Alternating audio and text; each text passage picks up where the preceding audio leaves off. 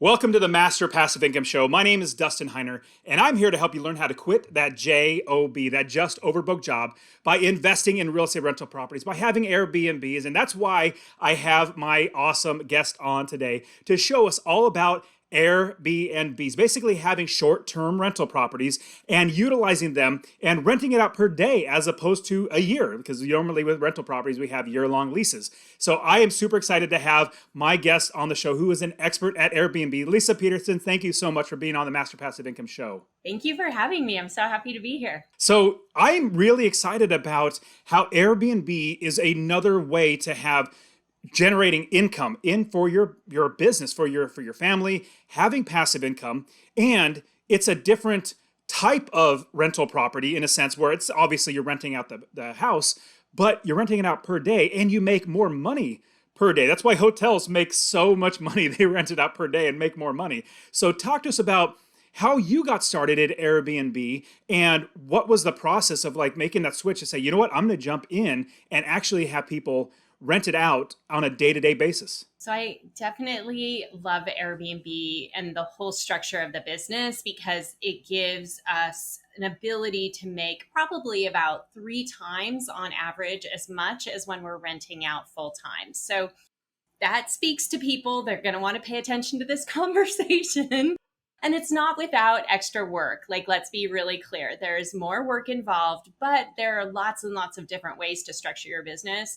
What happened for my husband and I is we live in Sedona, Arizona. We have been investing in developing real estate for nearly 30 years. Mostly it was like building a house and then living it for a few years and flipping it. And so we were avoiding income tax by making pretty big profit off the homes.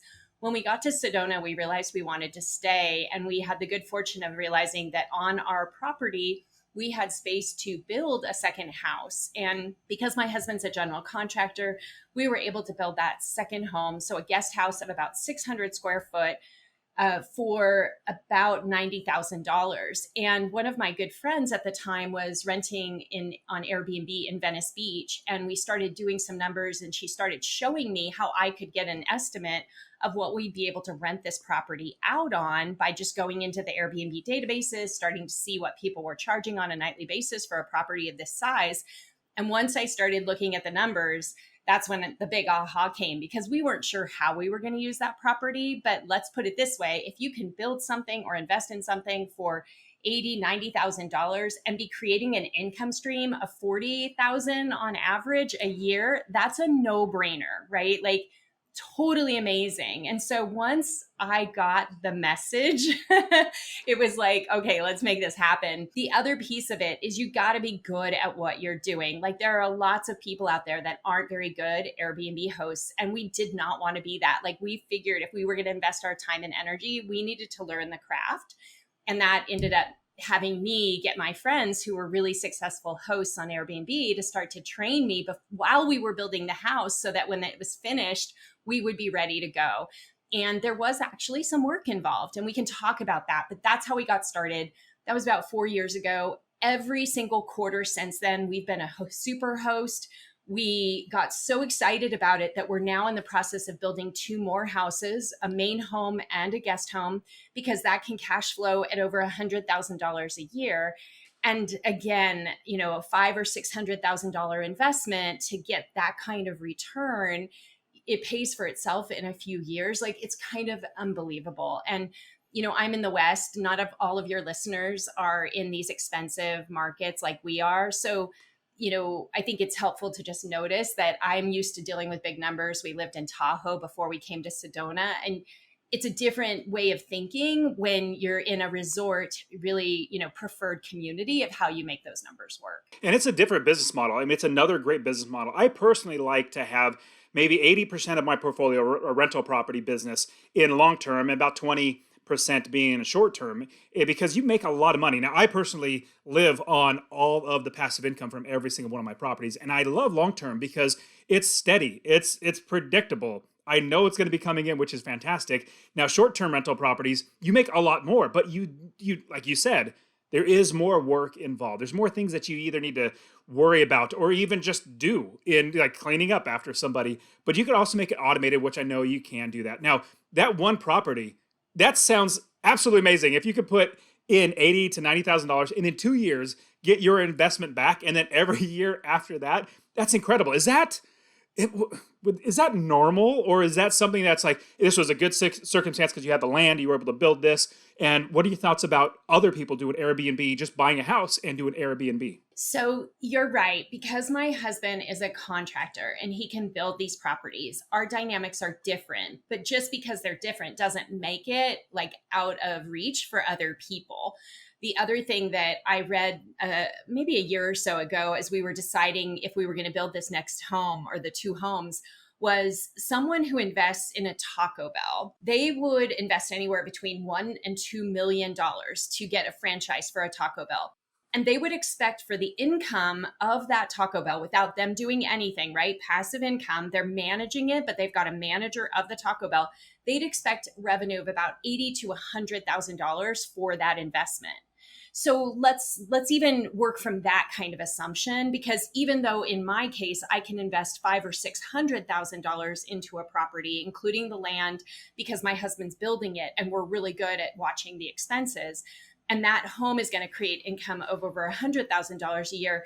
Even if you were looking at $1 million and you're making 100,000, like there are ways to make it work. So I just want to make sure that people understand there are lots of people who do not build and are able to make Airbnb work. But we just have an extra special arrangement with my husband doing so much. And it really pays off because you're utilizing that extra skill that's really saving you a ton of money. Now, I do know there are lots of ways to do Airbnb in different areas. And what right now you're actually building on the land and creating a whole nother structure on the land, which is fantastic. It's one option. And I have had plenty of students that actually do that as well. They have land, and so they're building another, like, in fact, one of my students, I think, is in San Diego and is doing the exact same thing, building a structure in the backyard because they can. And so there's big enough yard, and they're going to have that as an Airbnb. But also, if you're going to buy a house outright, as long as you're running the numbers, you're making sure that you're going to make passive income every single month, and you're going to not overpay for the property,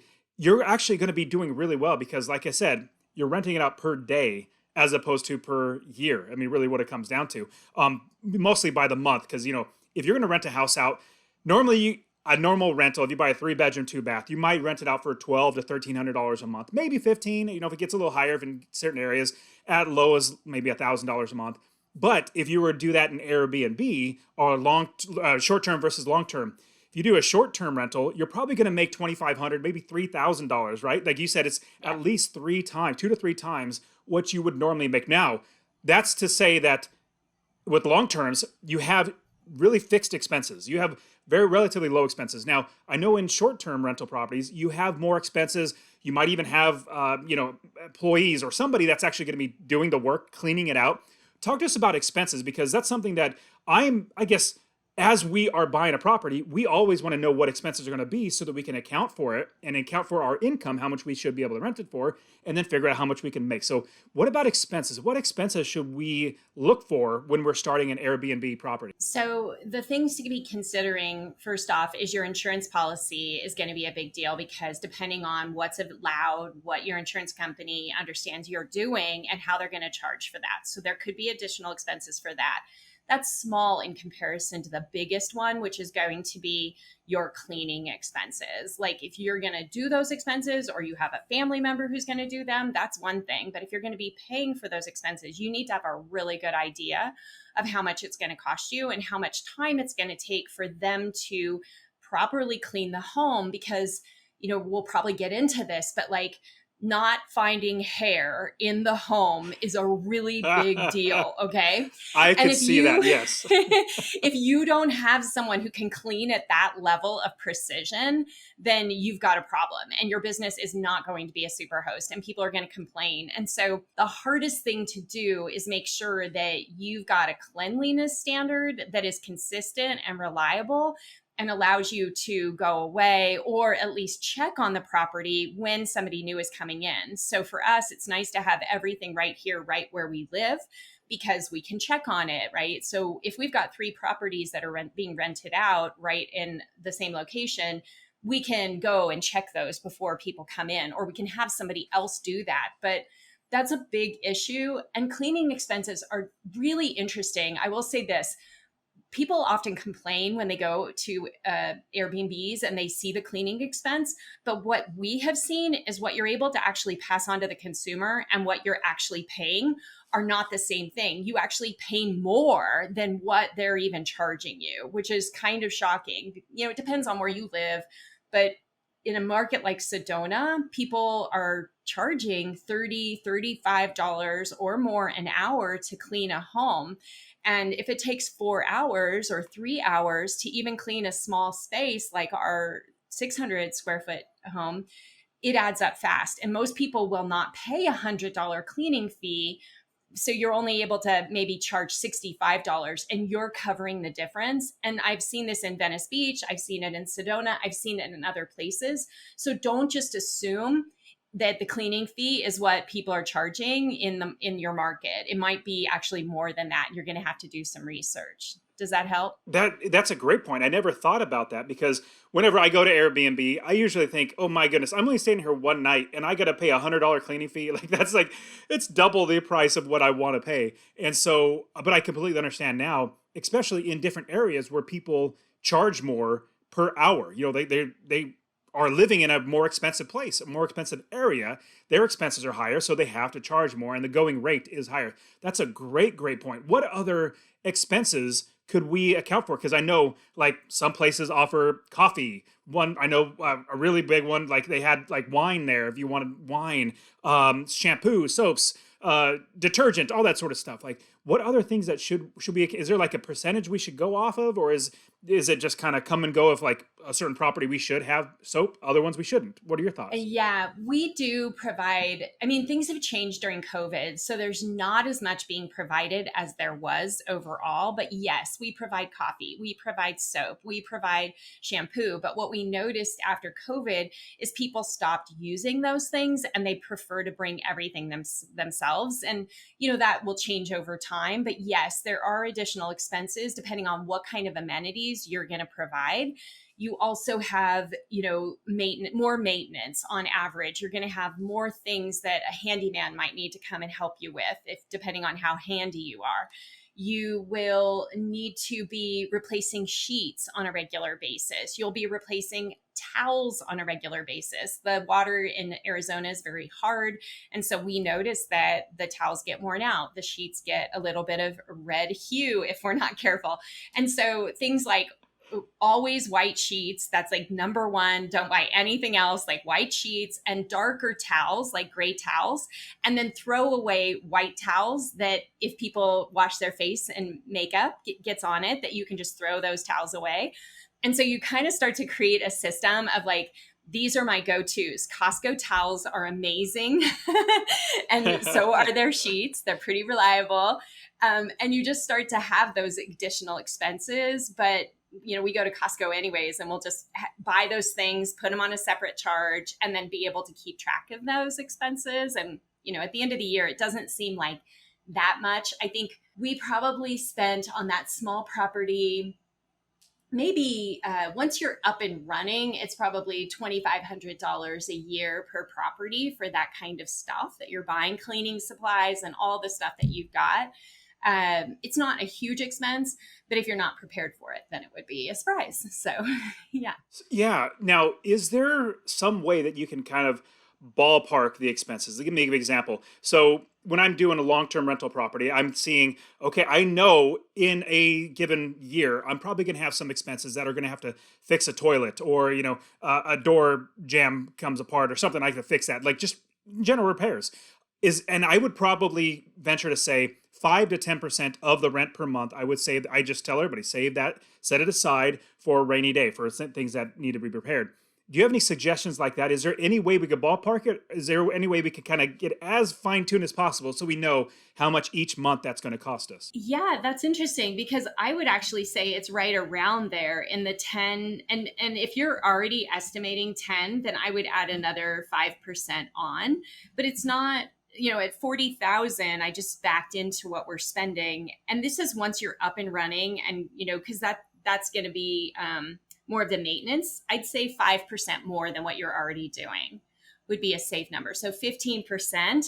is of what you're receiving is going towards those expenses. That's a great number. No, I appreciate that because I always like to, before I buy any investment, I want to make sure as best I can, I take out any or mitigate as much variance in expenses as possible. And if you can have somewhat of a ballpark as you're running the numbers. Now, once you are doing the business, you'll see some little fluctuations and stuff like that. Now, if you're thinking about actually doing it yourself, or is it better to do it yourself where you're turning over the property and cleaning it, or is it better to hire somebody? And if you were to hire somebody, how would you almost, I guess, automate that so you don't have to actually really worry about it? Yeah, I've heard numbers of around 33% of the revenue coming in if you hire a property manager to do it for you. Could be more, could be less, but that's probably a good place to start.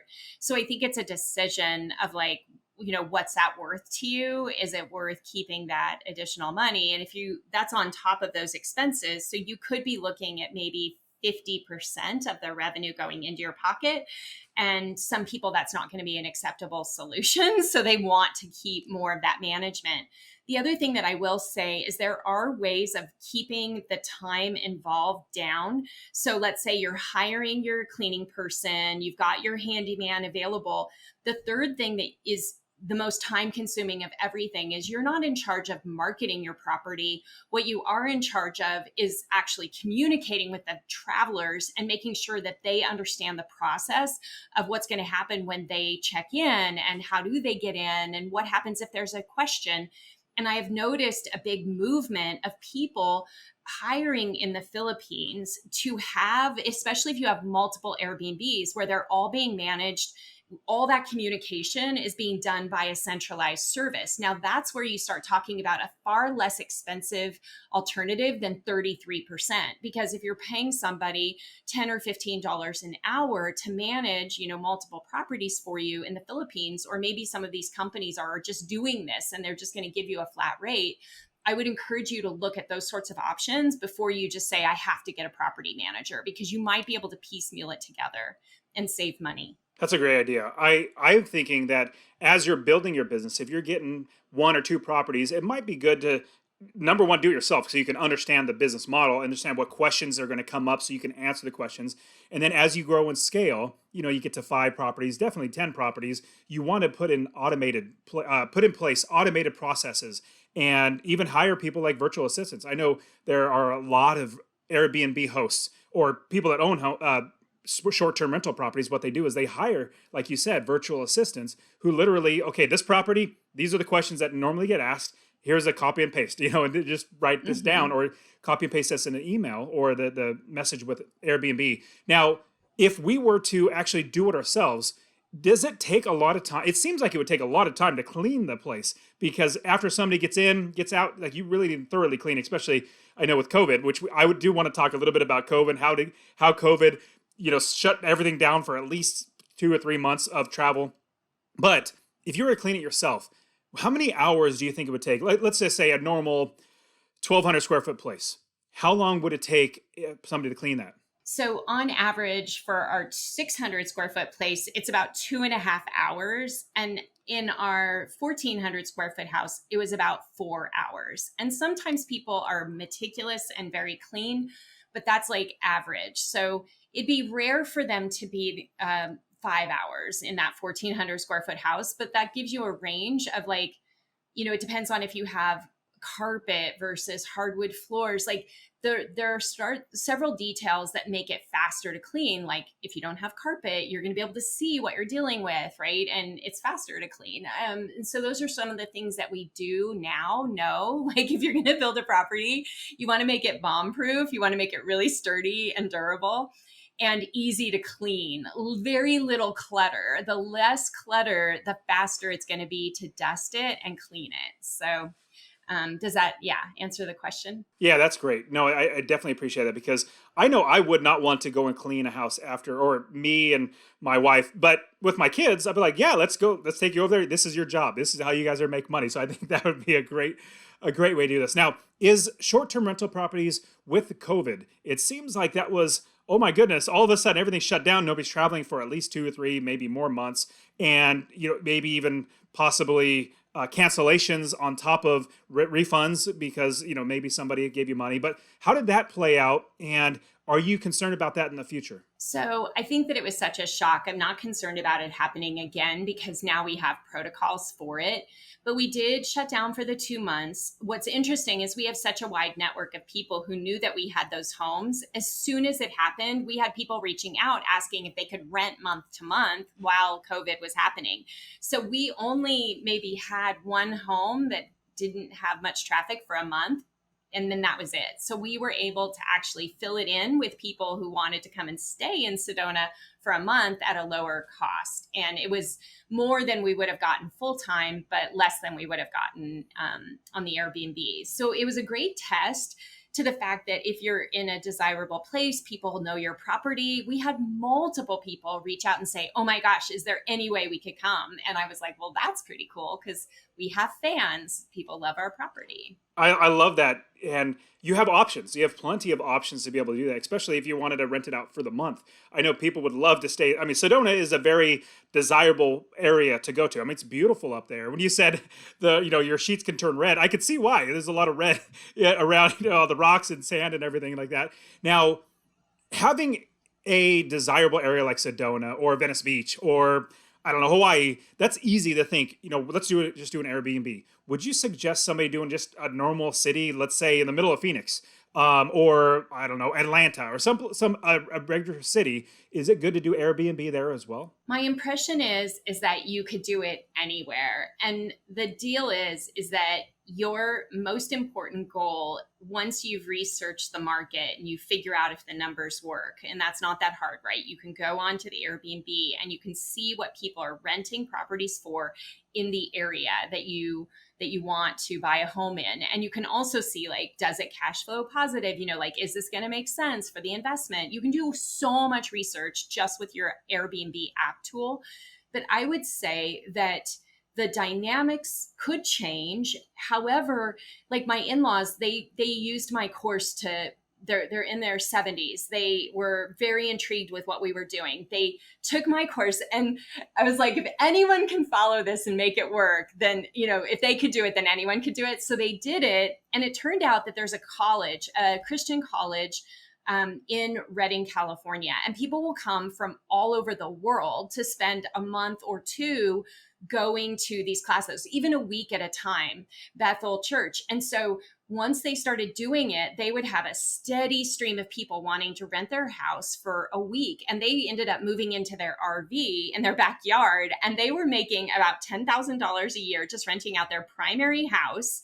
I know. And like, you can rent, right, for 14 days for free, no taxes whatsoever. But then once you rent beyond that, then you have to, report that as income tax. But it was such a great deal because it provided a really beautiful income stream for them in retirement. And it was fun. They actually really enjoyed doing it. So you never know what's in your local community that people are actually looking for. And even for people who want to rent out just when they go on vacation, you can do that. The other thing is, and we didn't talk about it so much, but let's say you want to move to a really desirable place that's expensive right now. One way that you could make that happen is by buying a home that has the ability to have a conversion or, like we said, a second home somewhere on that property so that it offsets your costs or maybe even pays your mortgage in a really desirable place. And you get to use the main unit, and then you've got this other thing that you're renting out. I mean, when we realized that we could make $40,000 a year just with one property, it changed our whole life because we were like, we don't have any debt. We have reached this, financial freedom and all of that. And that totally took care of like the majority of our expenses at a very kind of I Love Lucy budget where you just sit at home and watch I Love Lucy reruns for the rest of your life. Like we could do it on that. But it was really free to know that there was this income stream coming in for a very low investment, and it would pay the basics of our quality of life. So I just also want to mention that sometimes it can allow you to move into a marketplace that you couldn't afford because of that other income. That's a great idea. It's essentially house hacking. If you're going to house hack, you get a duplex, you live in one unit and the other, somebody rent out the other unit to somebody else, and then it helps you pay your mortgage. But if you had something where you actually had two units, like two actual properties. Like you had a back unit, like a mother-in-law suite, literally rent that out. That's terrific. Now, I know that there are a lot of people that have a lot of downsides that come up when they think of Airbnb, like, oh, these people trashed the house, or a big one, an HOA is not allowing us to actually do an Airbnb, which we don't have to get into that, but that's just something that comes up. I've heard of stories where like a bunch of teenagers, college students, did an Airbnb for a party, and they literally like really destroyed the house and even threw like the barbecue into a pool. And it was like how who does that sort of stuff? Drunk people do. But talk to us about like the downside of Airbnbs and how to mitigate these downsides. Yeah, so we've had over 400 rentals between our two properties, maybe 500, like a lot. And we have maybe had two problems in all of those. But I want to tell you, that's not a coincidence. And that's not just good karma, although our karma might be really good. What I want to say to everybody is we have learned a system. And first of all, my husband is like type a clean freak, like to the nth degree, and like rules and structure, whereas I'm kind of hippy dippy. He is our structure person. And he was the one from the beginning who wrote out all the rules and the ways that you have to abide by when you come into our home, which at first would seem really intimidating. And I was kind of scared that might really backfire on us. But what we have learned after all those rentals is that people who like rules rent our places, because when you read the reviews, you will see, oh my gosh, they're really a stickler for rules. Be sure and read the guidebook. There's tons of information in there. And, I appreciate the cleanliness. I appreciate the attention to detail. I appreciate how much these people care about this property. It shows in everything. So what happens is you start to create a feedback loop to your audience that this is not the place to mess with if you're going to come somewhere, because the rules dictate who's going to be willing to stay there. And at once in a while, we will have people and they will complain about the rules. And it's funny because we can easily say, you could have looked. We have some rules about the property. We are very focused on cleanliness. That's why we have a 5-star review and consistently. So I just think it's fascinating because you do want to err on the side of caution. You do want to take a very clear approach to what you're asking people to do and not leave any room for confusion of like what you're doing. This is a business. I expect you to be respectful. We're going to be respectful to you. And therefore you're going to get a respectful home that you're going to love staying in. And so I think it's the tone of what you set for your business. And a lot of people don't do that. I love that idea. And because I personally am not a rule follower. I just, it's in me to not follow rules, but my wife is absolutely a rule follower. Like she's never met a rule she didn't like. And so she will follow it to a T. And so if you give her a rule, she's like, oh, we can't do that. It says it in the rule book. Yeah, I'm a little more like you. I was like, we'll figure it out. It's okay. But creating that type of clientele, like they know that it's going to happen. Like this is what's expected of you as a customer, and it's not where you can literally do whatever you want, throw a barbecue in the pool, and you just no. There's rules. So I love that idea. And thinking of creating these, there's so many things that as I've gone to Airbnbs, and I've actually done lots of Airbnbs. When we went through in 2018, I went through Europe. I went through 11 different countries on a 6-week trip with my family, and literally Airbnb every single time. Maybe a couple hotels here and there, but Airbnb all the time. And it was fantastic. Like it worked out so well. And you really look at the reviews. You look at the reviews, look how the host is responding to reviews and see, hey, this one's not looking really good because of the reviews and because of the way the host responds. Let me not go that place. And so I think reviews are big. Talk to us one of the last things I really want to know is like having good reviews and being a super host. That's a great accomplishment. Talk to us about like reviews and how that entails with like being a super host. Yeah, I think that it has a lot to do with the tone of how you communicate with people. And so back to, there are all these opportunities that you have to connect. So as soon as someone books, you can send a note to them and say, hey, this is what's going to happen. This is how it's going to look. Every contact is just like, you want that to be the best experience. So people feel safe. They know what's expected. They know what to bring. They know what not to bring. They know how to find the property and that you're going to leave the lights on if they come at night. Like, we treat these folks like they're visitors to our house. And I think that's the spirit of Airbnb, that this is going to be a vacation and you're going to have a great time with it. And to me, it's the communication that's everything. So we have a schedule that we send things out certain number of days in advance, and we make sure that people get them. And sometimes we never hear from anybody. They don't tell us, oh, we're here, anything like that. It's just, we know that they haven't complained, so then they're happy. Like, we're not needy. We don't meet people when they come to the home. The other thing that we've learned early on is in Airbnb, sometimes people are renting them because they never want to see somebody's face. They don't want to go to the counter at the hotel. They don't want that, right? They just want to go to the house and they want privacy and they don't want to be bothered. And so we learned early on that was really important, that they feel like it's their house, not our house, at the time that they're there. So there's just a spirit of how you communicate with people, how you welcome them, the things that you tell them about, like when they are like, hey, this is what we're coming for. Do you have any suggestions? My husband's like the trail king. He knows every trail, all the best places to go. And we communicate that, and we have like a map ready for them. So it's these little tiny touches, like having games and puzzles and things that people can do in the property. And it's just like, you think, for me, I think if I had a guest coming, what was that experience going to be like? And then we built it around that. And then we just repeat it over and over again. It was just a little bit of work in the beginning to take the thought of like, what are you going to put in the kitchen?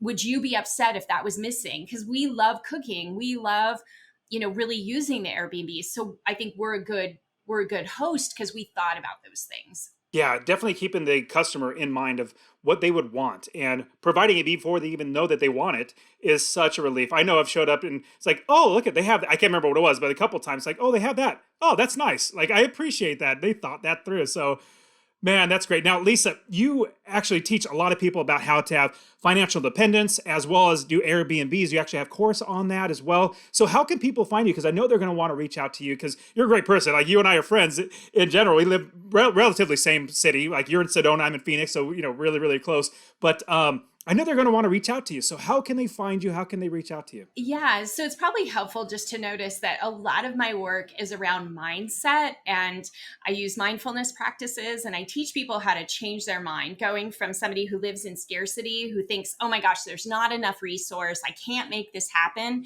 into making whatever you want to have happen with your finances reality. And so one way that they could get started just to learn a little bit more about me is to go to wealthclinic.com/vision. And that will provide you some resources like a meditation and some other things. But if you're interested in Airbnb or asking me questions about this conversation and the course that I've created, feel free to just hit reply. I get all of the email and I'm happy to answer questions. It might be really basic and you're not ready to like get involved in doing it all, but I'm happy to field those questions because I love Airbnb. So that's the best place to start. That's terrific. Now, do you have like a YouTube channel, a podcast, or anything like that they can listen to? Yeah, I have the Mindful Millionaire podcast, and I also have Art of Abundance podcast. And really, it's about conversations about helping people think differently about their business. I'm a business coach. I'm a mindset coach. It's all about how can we create more prosperity in our lives. I have a YouTube channel. You'll find that at Mindful Millionaire. And I have a book called The Mindful Millionaire. So you get the idea. Good book. Absolutely. It's a good book. So I definitely, Leisa, you're fantastic. I really appreciate you coming on. I'm hoping people reach out to you. They could learn a lot and be very, very just wealthy in general, but also be able to change their mindset. Because I know for me, changing my mindset was one of the biggest things that got me to where I am today. And now that's propelled me even forwards more. So Leisa, thank you so much for being on the show. I really appreciate you. Thank you.